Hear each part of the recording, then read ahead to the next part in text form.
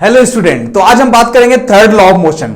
इससे पहले मैं बता दूं, लास्ट वीडियो में हमने बात किया हुआ था सेकंड लॉ ऑफ मोशन, और उससे पहले वीडियो में बात किया हुआ था फर्स्ट लॉ ऑफ मोशन। हमने बताया force, first law of motion, second law of motion, 3 videos इससे पहले हो चुकी हैं और पूरा सेपरेट अच्छा मैंने उसको पूरा डिटेल में डीप नॉलेज बताया है, ठीक है। और मैं ये भी बता रहा था यार कि अगर मान लो फर्स्ट लॉ में इनर्शिया किसी इंसान को नहीं आ रहा है तो मतलब समझ लो फर्स्ट लॉ नहीं समझ में आ रहा है, ठीक है। अगर किसी इंसान को इनर्शिया नहीं मालूम है तो फर्स्ट लॉ उसको नहीं मालूम है। अगर किसी इंसान को मोमेंटम नहीं मालूम है तो सेकंड लॉ उसको नहीं मालूम है, क्योंकि मोमेंटम उसके लिए बहुत ज्यादा इंपॉर्टेंट टर्म है। मोमेंटम क्या होता है, रियल लाइफ में मोमेंटम क्या होता है, ठीक है। आज हम बात करेंगे थर्ड लॉ ऑफ मोशन। तो थर्ड लॉज ऑफ मोशन में से, अगर लॉज ऑफ मोशन में से थर्ड लॉ अगर देखा जाए तो ये क्या है यार। थर्ड लॉ के अकॉर्डिंग क्या है कि अगर कोई ऑब्जेक्ट पर अगर आप फोर्स लगा रहे हो तो जितना अमाउंट ऑफ फोर्स किसी ऑब्जेक्ट पर लगाओगे आपके अपोजिट में वो ऑब्जेक्ट उतना ही फोर्स लगाती है। जैसे मान लो एग्जाम्पल के लिए फिर से बार बार वही टेबल का एग्जाम्पल। मान लो एक टेबल पर आपने एक कोई ब्लॉक रखा हुआ है, चलो ऐसे ब्लॉक रखा हुआ है एक टेबल पे, ठीक है। एक ब्लॉक रखा है आपने, तो एक बात देखते होगे यार कि उसके अंदर क्या हो रहा है। ना तो ये ब्लॉक अंदर धंस रही है कि भाई इसको पेनिट्रेट कर जाए, ना तो ब्लॉक हवा में उड़ जा रही है, ना तो ब्लॉक आगे ना पीछे कहीं जा नहीं रही है बिना किसी फोर्स के लगाए हुए। तो वो तो इसकी प्रॉपर्टी है इनर्शिया। इसको अगर आपको चेंज करना है इसकी पोजीशन को तो फोर्स लगाना पड़ेगा। इधर फोर्स फ्रिक्शन फोर्स है, इधर आप उससे ज्यादा फोर्स लगा दोगे, फ्रिक्शन से ऑटोमेटिक चलने लगेगा। ये सेकंड लॉ है। थर्ड लॉ क्या बोलता है कि यार ये जो ऑब्जेक्ट है ना, सवाल है भाई, ये जो ऑब्जेक्ट है ये नीचे की तरफ धंस क्यों नहीं जा रहा है, ये ऊपर की तरफ उठ क्यों नहीं जा रहा है। उसका एक वजह है, क्योंकि इस पर जितना इसका वेट है ना, जितना वेट है, जिसको हम लोग mg बोलते हैं बेटा, वेट मतलब m इंटू जी, और नॉर्मल अगर फोर्स है तो उसका नाम मास इंटू एक्सीलरेशन है। अगर ग्रेविटी की वजह से है तो एक्सीलरेशन की जगह पर g लिख देते हैं। लास्ट टाइम हमने पढ़ा है F is equal to m into L. हम लोग डिटेल में जाएंगे, टेंशन नहीं है कि लास्ट वीडियो में हमने पढ़ा हुआ था force is equal to mass into acceleration. Force है जहां, एक्सीलरेशन है वहां, जरूरी नहीं है, लेकिन एक्सीलरेशन है जहां, फोर्स है वहां, मैंने लास्ट टाइम बताया था, ठीक है। तो एक्सीलरेशन होगा तो फोर्स होगा, लेकिन अगर एक्सीलरेशन ग्रेविटी की वजह से है, ग्रेविटी की वजह से नीचे की तरफ कोई ऑब्जेक्ट खींच रहा है तो उसका फोर्स का नाम वेट हो जाता है, बस उसका नाम वेट कहलाता है। और एक्सीलरेशन का नाम ग्रेविटेशनल एक्सीलरेशन हो जाता है, एक्सीलरेशन ड्यू टू ग्रेविटी हो जाता है। चीज वही है, अंदाज अपना अपना है कि नहीं। बात समझ में आया। तो मैं तो ये अब तो जानकारी के लिए बता दिया, ये तो हटाओ अभी।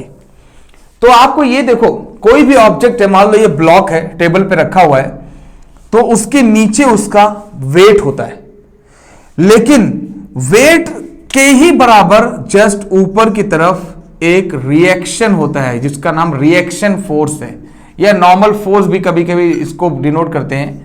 ऊपर की तरफ रिएक्शन फोर्स होता है और नीचे की तरफ उसका वेट होता है। जब ये दोनों बराबर होंगे तो ऑब्जेक्ट जहां है वहीं रहेगा, लेकिन अगर कहीं रिएक्शन फोर्स ज्यादा हो जाए तो ऑब्जेक्ट हवा में उड़ जाएगा, अगर ये ज्यादा हो जाए तो नीचे की तरफ धंस जाएगा।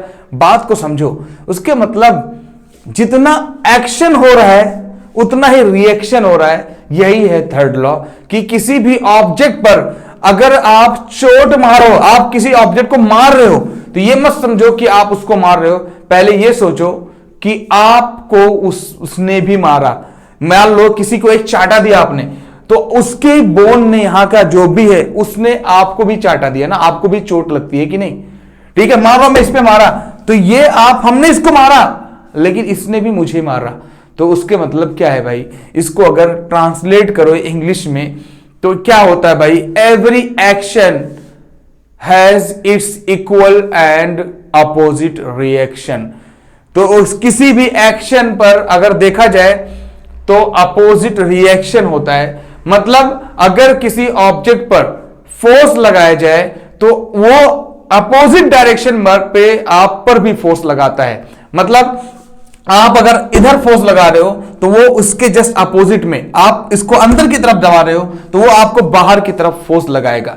So each and every action has its equal and opposite reaction. Opposite क्यों बोल रहा हूं बेटा, क्यों, क्योंकि जब आप किसी ऑब्जेक्ट पर मारोगे, चोट मारोगे, तो उतना ही बराबर फोर्स आपके ऊपर लगेगा, लेकिन उल्टा लगेगा। और उल्टा का मतलब होता है नेगेटिव। याद रखना, फिजिक्स में उल्टा मतलब, अगर मान लो मैं इधर जा रहा हूं, तुम बोलोगे नहीं मैं इधर नहीं जाऊंगा, इधर जाऊंगा, इधर का मतलब नेगेटिव लिख दो बस। नेगेटिव, उल्टा मतलब नेगेटिव। फिजिक्स में उल्टा मतलब नेगेटिव। तो कभी भी अपोजिट का मतलब क्या हो जाएगा? नेगेटिव। मान लो आपने इस पर 10 न्यूटन फोर्स लगाया ऊपर की तरफ, तो ये आप पर 10 न्यूटन फोर्स नीचे की तरफ लगाएगा, लेकिन बेटा लिख क्या दोगे? सिर्फ नेगेटिव। बस इतना सा फर्क से हम समझ जाएंगे कि अगर ऊपर लग रहा है तो आप ये क्या किधर लगेगा? नीचे लगेगा। इतना बात समझ में आया? कुछ वजह, इतना जो बता रहा हूं ना, कुछ वजह, यही से मैं एक बहुत ज्यादा इंपॉर्टेंट फार्मूला प्रूव करूंगा, एक डेरिवेशन प्रूव करूंगा, जिसका नाम है कंजर्वेशन ऑफ मोमेंटम।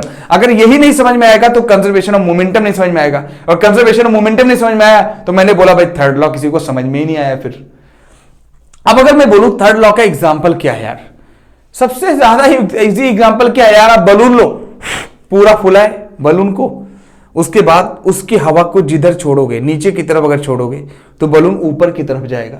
मतलब इधर एक्शन होगा तो उधर ऊपर की तरफ रिएक्शन होगा। सही बात है यार, कौन सी बड़ी बात है। अगर मान लो किसी भी गाड़ी पे हो, अगर आप कूदते हो, आगे की तरफ जाते हो तो गाड़ी पीछे की तरफ जाती है, क्योंकि आप इधर एक्शन करते हो तो उधर ऑटोमेटिक अपोजिट रिएक्शन होता है। सही बात है, ऑटोमेटिक बात है, इसमें कोई शक नहीं है यार। किसी ऑब्जेक्ट से आप टकरा रहे हो तो क्या काम करता है भाई? वो ऑब्जेक्ट आपकी तरफ फिर टक्कर मारेगा ऑटोमेटिक। तो क्या है भाई? ठीक है, नॉर्मल हमारा थर्ड लॉ गया। थर्ड लॉ की अगर बात करें, सबसे बढ़िया एग्जांपल है रॉकेट। रॉकेट में क्या होता है भाई? फ्यूल उसका नीचे की तरफ भागता है नोजल से, और रॉकेट क्या होती है? आगे की तरफ भागती है। तो जिधर उसके फ्यूल को, जिधर उसके धुएं को चेंज किया जाए, उधर ही रॉकेट क्या है? भागना शुरू करेगी, उसके जस्ट अपोजिट डायरेक्शन में। जितना इधर लगा हुआ है उतना उधर लगाती है। सही बात है यार। तो थर्ड लॉ का एग्जांपल तो एरोप्लेन भी हो गया, क्योंकि एरोप्लेन में भी क्या होता है? बड़े बड़े क्या होते हैं? जो है नोजल लगे होते हैं, और एरोप्लेन से पूरा पूरा फ्यूल जलता है। लगभग एक कुछ एरोप्लेन है जिनका एक सेकंड में 8 से 10 लीटर पेट्रोल खाती है। एक सेकंड में सोच लो, 8 से 10 लीटर पेट्रोल, बहुत ज्यादा बड़ी बात हो गई। मिनट की बात नहीं कर रहा हूं, एक सेकंड की बात कर रहा हूं। तो कितना ज्यादा, एक समझ लो बॉम्ब एक तरह से जा रहा है इधर, तो जिस तरफ से वो रॉकेट का जो है, जो भी हमारी एरोप्लेन होती है उसका नोजल जिधर होता है, मान लो ऐसे है तो एरोप्लेन आगे की तरफ भागेगी, मान लो ऐसे सीधा है तो सीधा सीधा जाएगी, ऐसे कर दो तो नीचे की तरफ आ जाएगी। ऐसे तो एरोप्लेन भी चलती है। तो ये यार एक्शन और रिएक्शन वाला ये बहुत ही ज्यादा फेमस है। ठीक है, एक्शन करोगे रिएक्शन करोगे, एक सब बहुत ज्यादा एग्जाम्पल है। ठीक है, ये क्लियर हो गया कि नहीं बताओ? जब ये क्लियर हो गया ना, तो एक सबसे ज्यादा इंपॉर्टेंट ये है कंजर्वेशन ऑफ मोमेंटम। मतलब आप प्रूव करो यार कि कोई भी दो ऑब्जेक्ट को, अब देखो बार बार आया मोमेंटम, मैंने बताया था ना, लेकिन अब यहां पे ज्यादा क्लियर होगा मोमेंटम। कि मान लो यार दो ऑब्जेक्ट आपस में टकरा जाएं, एक बड़ा हो एक छोटा हो, दोनों बराबर ही हो, क्या लेना देना।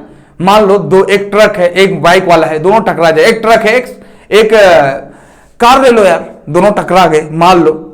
ठीक है, तो एक ट्रक है एक कार है, दोनों आपस में से टकरा गए। एक की स्पीड कम थी, एक की स्पीड ज्यादा हो सकती है, कार की स्पीड ज्यादा हो सकती है, दोनों टकरा गए। टकराने पर उनको चोट लगेगा। सही बात है भाई, चोट मतलब मोमेंटम। तो प्रूव यही करना है कि जो मोमेंटम होगा ना कार और ट्रक का, छोटे और बड़े ऑब्जेक्ट का जो भी हो, वो कंजर्व्ड होगा, मतलब बराबर होगा। जितना चोट इसको लगेगा उतना चोट उसको लगेगा। क्यों? क्योंकि according to third law of what motion, each and every action has equal and opposite reaction. मतलब चाहे कार और ट्रक टकराए, चाहे एक छोटा सा बच्चा एक बड़ा सा आदमी टकराए, याद रखना जो मोमेंटम होगा, जो चोट होगा वो कंजर्व्ड होगा। छोटा वाला के अंदर जितना चोट रहेगा वही बड़े वाले के अंदर भी चोट उतना ही होगा। मतलब मोमेंटम जो होगा वो कंजर्व्ड होगा, बराबर होगा। फर्क कितना रहेगा कि वो माइनस में आएगा। मतलब जो इनिशियल, अब यार सबसे पहली बात, लोगों को तो सबसे ज्यादा इंपॉर्टेंट बात तो यही है कि लोगों को कंजर्वेशन ही नहीं मतलब मालूम है, कंजर्वेशन का मतलब ही नहीं मालूम है, तो और क्या समझेंगे? कंजर्वेशन ऑफ मोमेंटम क्या समझ में आएगा? मैं आपको बताऊं सिंपल, कि अगर मान लो कंजर्वेशन का मतलब क्या होता है, बहुत सिंपल एग्जांपल मैं देता हूं आपको तो ज्यादा समझ में आएगा। एक बॉल लो, ठीक है, छोड़ दिया, एक बॉल को छोड़ दिया, अगर वो बॉल छोड़े, आपने ऐसे छोड़ दिया, देखो सिंपल, अगर छोड़ने के बाद वो बॉल फिर से आपके हाथ में वहीं का वहीं आ जाए, तो आप बोल सकते हो कि जो बॉल के अंदर एनर्जी थी ना, वो कौन सी एनर्जी थी मालूम है? आगे पढ़ोगे बेटा, टेंशन ना लो, वर्क एंड एनर्जी में वो एनर्जी थी कंजर्वेशन। कौन सी? Kinetic energy. अगर वो एनर्जी बराबर होगी, बदलाव नहीं हुआ नीचे जाकर, फिर से वापस आपके हाथ में ही आ गया, तो आप बोलोगे कि एनर्जी इसकी कंजर्व्ड है। कंजर्व मतलब क्या भाई? कि इनिशियल और फाइनल कहीं भी देखा जाए, गिरने से पहले गिरने के बाद आपके हाथ में ही है, तो वो चीज कंजर्व्ड कहलाएगा। मतलब जो चीज इनिशियल और फाइनल वैल्यूज पर डिपेंड करे, बदले नहीं रास्ते में, उसको हम लोग कंजर्व्ड बोलते हैं। लेकिन क्या रियल में बॉल का ऐसा होता है यार? नहीं होता है। बॉल को अगर मान लो ना, यहां से गिराओगे, जमीन पर गया, तो फिर अब यहां पर आ जाएगा, फिर धीरे धीरे यहां पे आएगा, फिर धीरे धीरे यहां पे, फिर जमीन पे रुक जाएगा। ऐसा होता है कि नहीं? बॉल अब देख लेना यार, खुद देख लेना ऐसे गिरा के, तो उसके मतलब बॉल की जो काइनेटिक एनर्जी होती है ना, वो कंजर्व नहीं होती। मैं एग्जांपल बता रहा था कि अगर ऐसा हो जाता, इत्तेफाक ऐसा होता, तो उसको इलास्टिक बॉडी बोलते हैं। बेटा बहुत कुछ पढ़ोगे, बहुत डिटेल में जाओगे, ठीक है? तो उसको इलास्टिक बॉडी बोलते हैं। तो एक चैप्टर पढ़ोगे डायरेक्ट 12th में, इलास्टिसिटी चैप्टर ही है, इलास्टिसिटी, टेंशन मत लो, ठीक है? तो अगर बॉल आपके हाथ में फिर से नहीं आया, मतलब यार इसकी रास्ते में कुछ ना कुछ बदलाव आ गया, तो जो रास्ते की वैल्यू पर डिपेंड करता है उसको हम लोग नॉन कंजर्व्ड बोलते हैं। और जो चीज रास्ते से परवाह नहीं करता ना, वो चीज कंजर्व्ड होता है, ठीक है? जैसे हमारी जो होती है वो ग्रेविटी होती है, ठीक है? हमारा ग्रेविटेशनल फोर्स क्या होता है? एक कंजर्व्ड फोर्स होता है, ठीक है? ग्रेविटेशनल फोर्स क्या होगा भाई? कंजर्व्ड फोर्स होगा, ठीक है? ये बात याद रखना। चाहे उसका मतलब क्या है भाई? कि किसी ऑब्जेक्ट पर अगर ग्रेविटी की वजह से कोई भी ऑब्जेक्ट अगर जितना नीचे जा रहा है, जितना फोर्स लगेगा, ग्रेविटेशनल फोर्स, अगर ऊपर से भी नीचे से ऊपर उसको फेंका जाए उतना ही फोर्स देकर, तो आपके हाथ में फिर से डायरेक्ट वहीं पे आ जाएगा, इसलिए वो कंजर्व्ड कहलाता है। तो हम लोग ये पढ़ेंगे डिटेल में सब, ठीक है? सारी बातें पढ़ेंगे। बहरहाल आपको समझ में आ गया कंजर्वेशन का मतलब क्या है? उसका मतलब मोमेंटम कंजर्व्ड है। उसका मतलब क्या? कोई एक ऑब्जेक्ट है, छोटा है चाहे बड़ा है, मास और वेलोसिटी उसका और इसका मास और वेलोसिटी, दो ऑब्जेक्ट है, दोनों को टकराओ तो दोनों का मास और वेलोसिटी का प्रोडक्ट बराबर होगा। यही प्रूव करना है।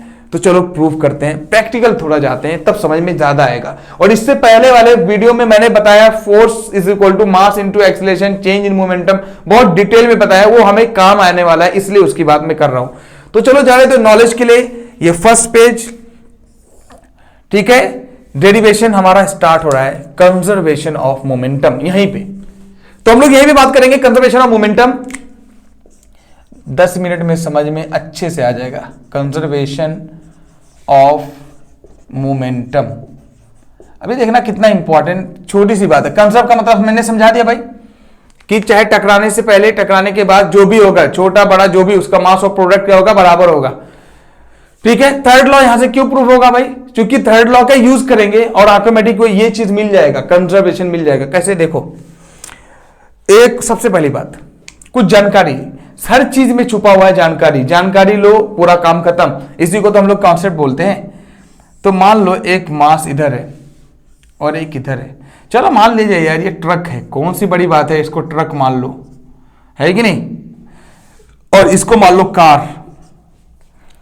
चलो ये दोनों एक दूसरे की तरफ आ रहे थे, ठीक है? इसकी स्पीड मान लो, ये इसका नाम 1 दे दिया जाए भाई, ट्रक 1 है, कार 2 है, निशान लगा दें भाई बार बार। इसका तब इनिशियल स्पीड क्या हो जाएगा? u1 हो जाएगा, तो इसका इनिशियल स्पीड क्या हो जाएगा? u2 हो जाएगा। अब ये दोनों एक दूसरे की तरफ अप्रोच कर रहे हैं। बात को समझो, जो मैं इतना बोल रहा हूं ना, ये सब टर्म है, आपको ये टर्म्स देखा जाता है, सीबीएसई में देखोगे ये सब टर्म्स है। तो ये अप्रोच है, तो ये दोनों एक दूसरे की तरफ अप्रोच कर रहे हैं, अप्रोचिंग ईच अदर, ठीक है? अब क्या होगा? दोनों कुछ देर बाद टकरा गए भाई, एक बड़ा है एक छोटा है, टकरा गए। ये ट्रक और ये कार टकरा गए, ये ट्रक है भाई, दोनों टकरा गए। ये टकराने को ना हम लोग कोलिजन बोलते हैं, टकराने को कोलिजन बोलते हैं। कोलिजन मतलब क्या होता है? टकराना, दोनों आपस में टकरा गए। अच्छा, टकराएंगे तो क्या होगा? अरे टकराएंगे, चोट लगेगी इसको, इसका जितना ये इसको मारेगा, इसको इतना मारेगा, उसके बाद सेपरेट हो जाएंगे यार। तो टकराने के बाद अब क्या हो जाएंगे, ये इधर तू कहां मैं कहां, सेपरेट सेपरेट हो गए भाई। टकराने के बाद यही होगा ना, सेपरेट ही होंगे। ये कार, हमारी कार, और ये ट्रक, ये क्या हो गए, सेपरेट हो गए। इसको बोलते हैं सेपरेशन। सबसे पहले टर्म जानो यार, टर्म्स बहुत ज्यादा इंपॉर्टेंट होते हैं। हाँ, ये टकराने के बाद, टकराने से पहले अप्रोचिंग, टकरा गए तो कोलिजन, और टकराने के बाद की पोजीशन को हम लोग सेपरेशन बोलते हैं। जानकारी के लिए पहले ये दिमाग में रखो, कंजर्वेशन ऑफ मोमेंटम के लिए पहले ये दिमाग में रखो, ये डायग्राम बनाना जरूर, ये समझ में आना चाहिए। अब टकराने के बाद, बाद मतलब ये इनिशियल, मतलब शुरुआत में वेलोसिटी u, तो बाद वाली वेलोसिटी क्या होती है v, तो इसका नाम v1 दे दे ट्रक का, तो इसका नाम क्या हो जाएगा v2। ठीक है, तो v1 वेलोसिटी, इसका v2 वेलोसिटी। अब यही प्रूफ करना है यार कि इसका जो मास, मान लो इसका मास m1 है और इसका मास m2 है, कुछ केजी है यार, ये कुछ केजी है, अलग अलग होंगे ना, तो इसका जो प्रोडक्ट होगा शुरुआत में मास और वेलोसिटी, मास और वेलोसिटी, टकराने के बाद भी इसका जो मास और वेलोसिटी होगा, फाइनल वेलोसिटी, वो दोनों का प्रोडक्ट आपस में बराबर होना चाहिए। यही है कंजर्वेशन ऑफ मोमेंटम। चलो देखते हैं यार, प्रूफ करते हैं कि हमारा फर्स्ट पेज की शुरुआत है। Okay, first page. चलो दूसरे पेज में बात करते हैं हम लोग की। कैसे, आप जानते हो यार कि जब कभी एक्शन होगा तो रिएक्शन होगा, दोनों आपस में टकराए तो जितना चोट इसको लगेगी उतना ही चोट इसको लगेगी, लेकिन उल्टा सिर्फ होगा। तो मान लो ये, इसका नाम तो 1 था, इसका नाम 2 था, तो जब कभी भी according to third law of motion, क्या है भाई, आपने पढ़ा है, according to third law of क्या भाई, मोशन, आपने क्या पढ़ा है, according to third law of motion क्या पढ़ा है भाई, कि each and every action has equal and opposite reaction.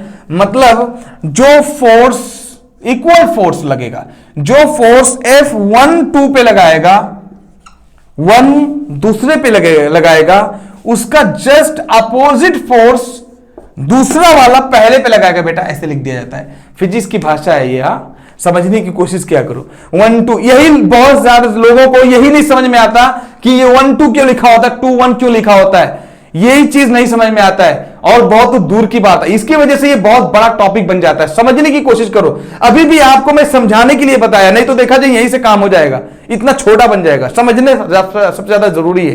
तो यहां पे देखो, जब ये 1 2 फोर्स जितना 1 2 पे लगाएगा उतना 2 1 पे लगाएगा, लेकिन उल्टा लगाएगा। मैंने यही तो बोला था, जब आप इसको चोट दोगे ये भी आपको चोट देगा, लेकिन उल्टा देगा। इसी उल्टे को ही हम लोग क्या बोलते हैं, नेगेटिव। चल भाई, क्लियर हुआ, हो गया क्लियर। जानकारी, यहां पे जानकारी अब एक जरूरी है, जानकारी है कि नहीं, क्या है जानकारी, क्या जानकारी जरूरी है। देखो ना, आपने पढ़ा है लास्ट वीडियो में कि force is equal to mass into acceleration, and acceleration is change in velocity divide by time. पढ़ा है कि नहीं पढ़ा यार। अबे यही जानकारी के लिए मैं पेज छोड़ के रखा हुआ था, यहां उठा के रख दे रहा हूं।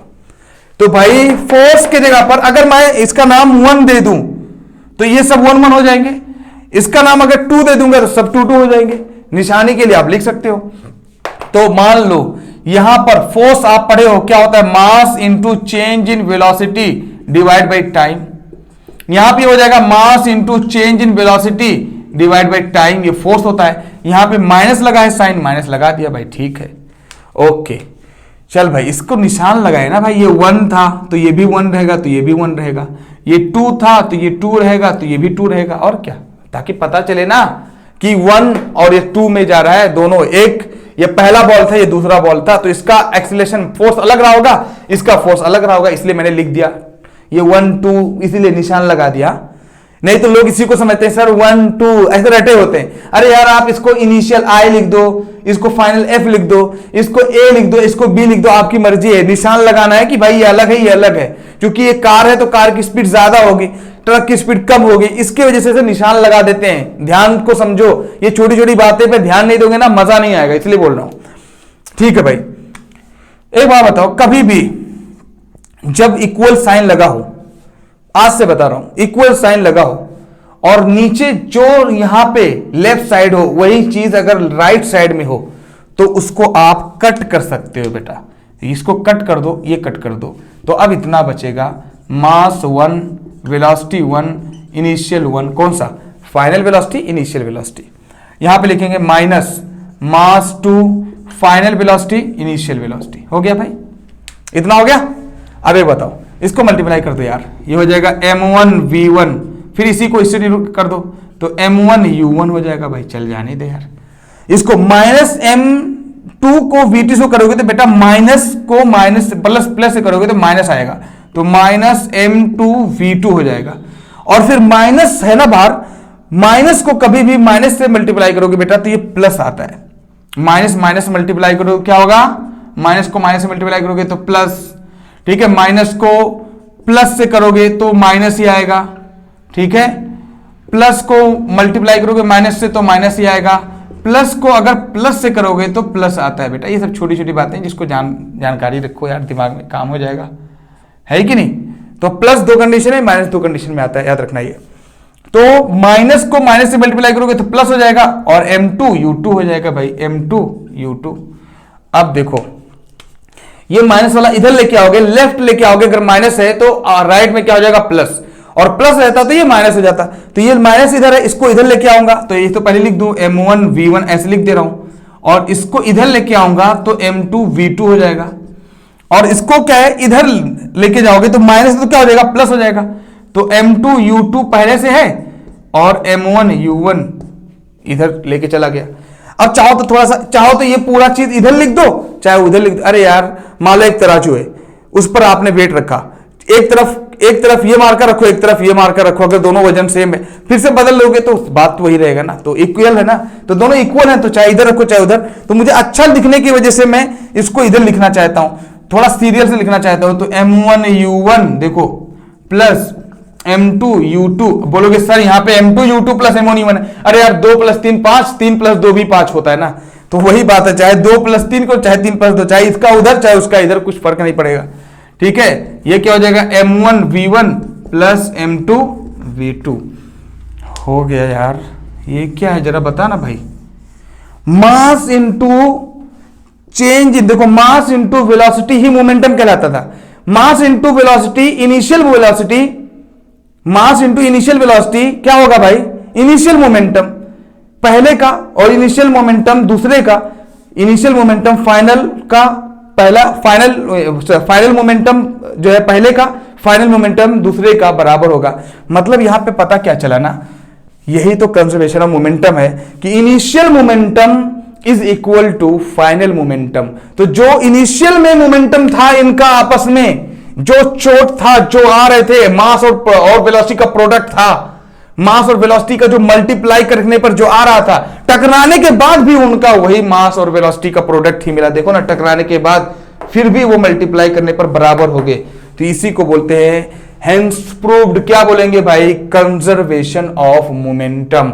तो यही है कंजर्वेशन ऑफ मोमेंटम। आपको यहां पे पता क्या चला, यहां पे अगर चाहो तो मैं लिख दे रहा हूं यही चीज ऊपर, कि change in initial momentum is equal to change in final momentum. तो इनिशियल मोमेंटम यहां से पता चला, initial momentum is equal to final momentum, ये पता चला, initial momentum is equal to final momentum. उसके मतलब जो इनिशियल में था, मैंने बोला था बॉल को गिराओ और फिर से वहीं पे आपके हाथ में आ जाए, तो उसके मतलब जो एनर्जी इसके अंदर थी वो कंजर्व थी, कुछ बेकार नहीं गई। तो यही तो मोमेंटम की कहानी हुई। जो शुरुआत में इनका प्रोडक्ट था मास और वेलोसिटी का, जिसको मोमेंटम बोलते हैं, टकराने के बाद भी तो वही हुआ, उनका मोमेंटम आपस में बराबर हुआ। तो उसके मतलब मोमेंटम कंजर्व्ड होती है कि नहीं, कैसे प्रूव किया हमने, अकॉर्डिंग टू थर्ड लॉ। तो थर्ड लॉ के अंदर सबसे ज्यादा इंपॉर्टेंट क्या है, कंजर्वेशन ऑफ मोमेंटम। जब कंजर्वेशन ऑफ मोमेंटम समझ में आ गया ना, चैप्टर ही खत्म हो गया यार। आपको मोमेंटम तो बीच में ही बता दिया, अब एक टर्म है खाली, उसका नाम क्या है यार, इंपल्स। तो इंपल्स क्या होता है भाई, वही है इंपल्स क्या होता है कि अगर कम टाइम, अगर किसी, वही मैंने बता दिया, impulse he change in momentum है। तो इंपल्स क्या होता है, चेंज इन मोमेंटम को ही इंपल्स बोलते हैं। अगर देखा जाए तो ये हमारा एग्जांपल है, इसको हम यहां पे मल्टीप्लाई कर दे इसी चीज को, देखो एक नया टर्म, उसको क्यों अलग से लिखो यार, force into time is equal to mass into change in velocity. याद रखना बेटा, इसका नाम मोमेंटम है। इसका नाम क्या है, मोमेंटम, चेंज इन मोमेंटम। और इसका नाम फोर्स और टाइम के मल्टीप्लाई को ही क्या बोलते हैं, इंपल्स। ठीक है, फोर्स और टाइम के मल्टीप्लाई को ही क्या बोलते हैं, इंपल्स। इसको जे से डिनोट करते हैं और इसको पी से डिनोट करते हैं, कोई दिक्कत नहीं है डिनोट करने का, लेना देना। लेकिन याद रखना, आपको समझ में आया ना कि इंपल्स ही मोमेंटम है। तो what is momentum, what is impulse, change in momentum is called impulse यार। बट आपको यह दिमाग में रखना होगा, जब इंपल्स क्यों जरूरी है हमें समझना, क्योंकि इंपल्स का मतलब होता है कि अगर कोई ऑब्जेक्ट के अंदर देखो फोर्स और टाइम का मल्टीप्लाई लिया जाए, अगर कम टाइम रहेगा और फोर्स ज्यादा रहेगा तो उनका प्रोडक्ट ज्यादा मिलेगा। तो फोर्स और टाइम का मल्टीपल, टाइम कम रहेगा तो फोर्स ऑटोमेटिक ज्यादा लगेगा। भाई फोर्स टाइम कम लगाओगे तो फोर्स ज्यादा तेजी से लगेगा, और टाइम ज्यादा कर दोगे, किसी ऑब्जेक्ट पर टाइम ज्यादा कर दोगे, देर ज्यादा कर दोगे, तो क्या होगा, फोर्स उसका कम हो जाएगा। मान लो किसी ऑब्जेक्ट को फेंका तो कोई आदमी यहीं से कैच ले लिया तो उसको ज्यादा चोट लगेगा, कोई आदमी ज्यादा दूर पे जाके कैच लिया तो उसको कम चोट लगेगा। मतलब टाइम अगर आप बढ़ा दोगे तो फोर्स जो होगा वो वीक हो जाएगा। इसी का नाम इंपल्स है। तो इंपल्स मतलब क्या, टाइम ज्यादा कम करोगे तो फोर्स के अंदर बदलाव आएगा, और फोर्स और टाइम के ही प्रोडक्ट को, मल्टीप्लाई को ही हम लोग क्या बोलते हैं, इंपल्स बोलते हैं। अब सवाल ये यार कि सब कुछ तो बता दिया, फोर्स की यूनिट मैंने बता दिया, फोर्स को किसमें मेजर करते हैं भाई, न्यूटन में, ठीक है, लेकिन मैंने मोमेंटम की यूनिट नहीं बताया। तो मोमेंटम की यूनिट क्या होगी भाई, मोमेंटम बराबर हमने पढ़ा कि मास इंटू वेलोसिटी।